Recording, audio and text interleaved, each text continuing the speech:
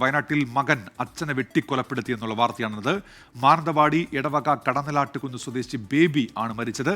മകൻ റൂബിനെ പോലീസ് കസ്റ്റഡിയിലെടുത്തിട്ടുണ്ട്. സുർജിത്ത് അയ്യപ്പത്ത് വിവരങ്ങളുമായി ഇപ്പോൾ വയനാട്ടിൽ നിന്ന് ചേരുന്നുണ്ട്. സുർജിത്ത്, ഇത് എന്താണ് ഇത്തരം ഒരു കൊലപാതകത്തിന് കാരണം? സുർജിത്ത്, 3 വയസ്സാണ് ബേബിയുടെ പ്രായം. ഇന്നലെ രാത്രി 11 മണിയോടെയാണ് സംഭവം ഉണ്ടായത്. വീട്ടിൽ കുടുംബവഴക്കുണ്ടായി. അതിൽ മകൻ റോബിൻ പിതാവ് ബേബിയെ വെട്ടുകയായിരുന്നു. നെഞ്ചിൽ ആഴത്തിൽ മുറിവേറ്റ ബേബിയെ മാനന്തവാടി മെഡിക്കൽ കോളേജിലേക്ക് എത്തിച്ചു. പ്രാഥമിക ശുശ്രൂഷ നൽകിയ ശേഷം വിദഗ്ധ ചികിത്സയ്ക്കായി കോഴിക്കോട്ടേക്ക് മെഡിക്കൽ കോളേജിലേക്ക് കൊണ്ടുപോകാനിരിക്കുകയായിരുന്നു. പക്ഷേ ഇതിനിടയിലാണ് മരണം സംഭവിച്ചിരിക്കുന്നത്. മകൻ റോബിനെ പോലീസ് കസ്റ്റഡിയിൽ എടുത്തിട്ടുണ്ട്. ഇയാളെ വിശദമായി ചോദ്യം ചെയ്തു വരികയാണ്. അമ്മയെ ആക്രമിക്കാൻ ശ്രമിക്കുന്നതിനിടെയാണ് ഇങ്ങനെ ബേബിക്ക് വെട്ടേറ്റത് എന്നുള്ളതാണ് പോലീസ് പറയുന്നത്. എന്തായാലും ഇതുമായി ബന്ധപ്പെട്ട ചോദ്യം ചെയ്യൽ തുടരുകയാണ്. അറസ്റ്റ് ഉൾപ്പെടെയുള്ള നടപടികൾ വൈകാതെ തന്നെ ഉണ്ടാകുമെന്ന് പോലീസ് അറിയിച്ചിട്ടുണ്ട്.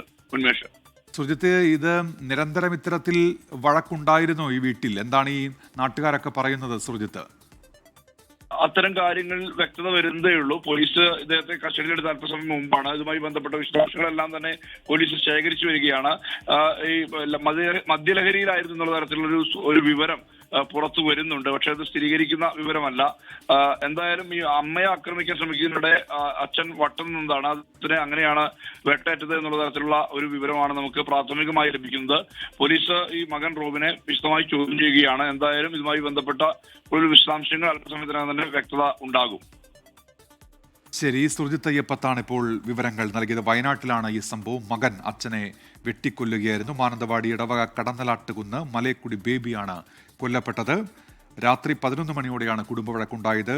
പുലർച്ചെ 1 മണിയോടെയാണ് ഈ മരണം എന്നുകൂടി സുർജിത്ത് അയ്യപ്പത്ത് ഇപ്പോൾ വയനാട്ടിൽ നിന്ന് അറിയിക്കുന്നുണ്ട്.